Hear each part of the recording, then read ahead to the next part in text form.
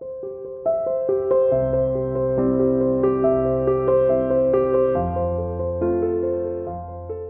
everyone, I'm Paulette Morrissey, and today I'm going to show you how to make a really quick and easy oven mitt, a quilted oven mitt. We've had some requests from people who wanted to know if I had an easier way to make an oven mitt that doesn't require binding or piecing or anything like that. So I've made a real easy pattern that doesn't require any of those.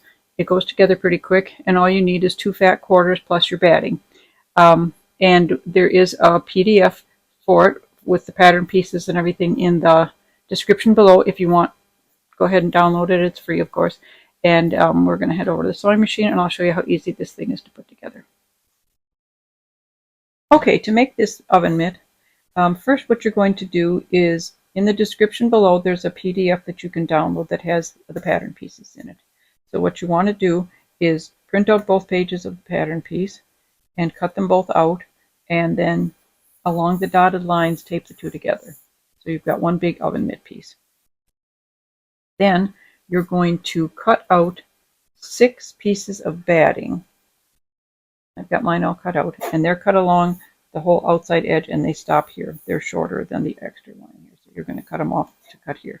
And I used 4 pieces of cotton batting and 2 pieces of Insulbrite, the kind of insulation that is recommended for oven mitts and pot holders and stuff. It's got this more heat resistant layer to it. So I use 1 layer of that for each side and 2 layers of cotton batting. So you're going to need a total of 6 layers of cotton batting. I mean a total of batting. And I like to sandwich insulated batting inside the 2 layers of cotton batting like that. So I've got those little sandwiches of batting for each half of my oven mitt. Then you're going to cut out 2 pieces of the outside of your oven mitt, left and right, opposite each other. But I've got 2 pieces of that, and then I'm using this for my lining, and I've cut out 2 pieces of that. The lining also gets cut off on this shorter line, and the outside pieces get cut off on this outer line. So you've got all your pieces cut out, and what you're going to do is sandwich them together like this. I'm going to put one of these lining pieces on each pile of batting. And I'm going to flip them both over. And I'm going to put the outer pieces on each pile. And these are all right sides out.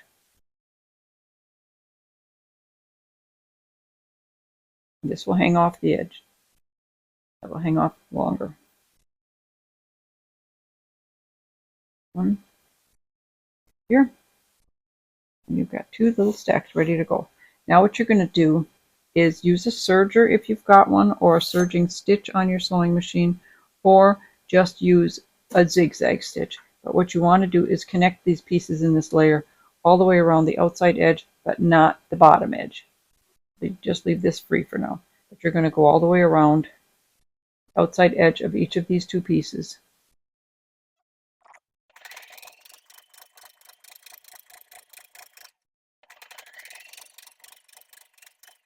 Anyway, I've got enough done that I can show you what it looks like. Just a built-in simple serger stitch, but like I said, you can use a zigzag stitch, whatever. So I'm going to go ahead and sew both of these all the way around. Remember, don't do the bottom edge. Okay, now you've got both of your pieces all serged around the edges, and the back side is caught pretty well too. Seems to be fine. So what I'm going to do is put them together, right sides together now. Whatever side is going to be the outside of your oven mitt is in here. So now you're going to sew all the way around the outside edge of these with just a plain straight stitch. And I recommend doing the stitch twice, doing the whole seam twice, just for durability's sake. And also start way at the end and make sure you go all the way to the end here.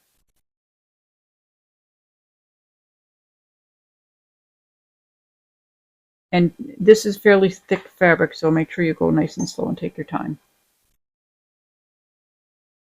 It will probably be a little bit bigger than a 1/4 inch seam, but that's fine. The The pieces are spacious enough that even if you did a 1/2 inch seam, it will be fine.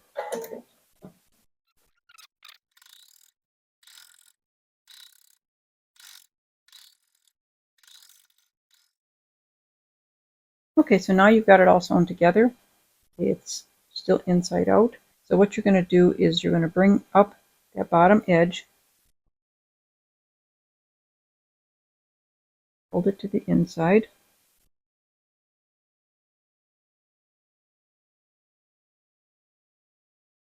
and then kind of tuck it under, fold it up. I'm just going to clip it. This part just takes a little time, a little bit of patience, but it's easy enough to do. There. Now, if you've got a free arm on your sewing machine, which I don't unless I take off my whole plate here and raise it all up and everything, you can just stick this on here and stitch it around like that, and it would work pretty easy. I don't, so I think for me the quickest thing would be to hand stitch it down. And I'm just going to go like this. Little 1/4 inch seams probably, stitches, like so. I'm just doing about 1/4 inch apart. And I've got the thread doubled.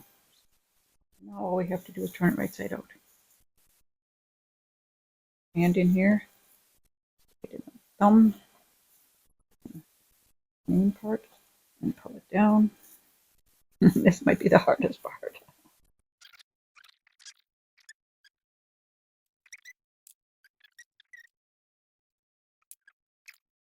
And there you have one very durable two-sided oven mitt.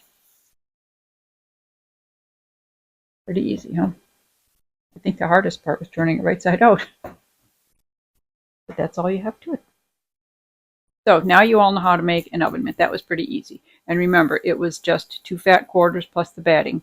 Remember that if you're using batting and you don't use the Insulbright, add another layer of the cotton batting. And don't use polyester batting with anything that can be by flames or heat or anything. It's because it's flammable. So I hope you liked that video, and please hit the subscribe button and the like button and the notified little bell if you'd like to be notified every time we put up a new video. And remember that every time we put up a video that's for one of our paid patterns, that pattern will be free for the 24 hours from when we post it. For the next 24 hours, it'll be free. So be sure you check that out and you get notified when those are ready to go. And that is all I have for you for today. Have a good week. I will see you next week. Bye-bye.